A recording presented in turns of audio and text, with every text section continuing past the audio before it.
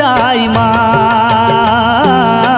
बाजी होइस दुनो बहिन माँ तै सुन रे बहिनी जोन पहली पथरा फोरही तेकर पूजा पहली हो ही हो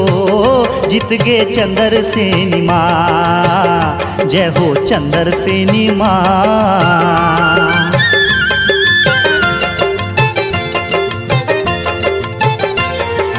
देखे दुनिया माँ चंदर सेनी के पाओ के चिन्हाला पथरा माँ पाओ के चिन्हाला पथरा माँ पाओ के चिन्हाला पथरा माँ वही पथरा के धुर्राला भैया सबो लगाते माथा माँ सबो लगाते माथा माँ सबो लगाते माथा माँ जोन करे पूजा वो पथरा के हाँ जोन करे पूजा वो पथरा के जिंदगी सफल हो जाए के माँ चंदर सेनी के गावत हवा महागाथा माँ चंदर सेनी के माँ चंदर सेनी के नितिन गावत है गाथा के माँ चंदर सेनी के।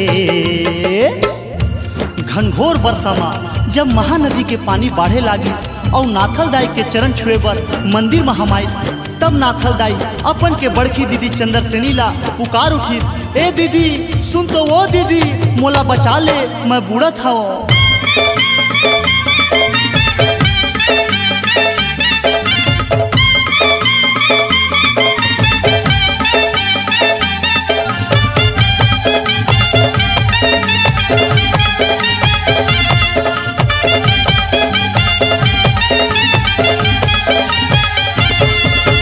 चंदर सेनी सुन वो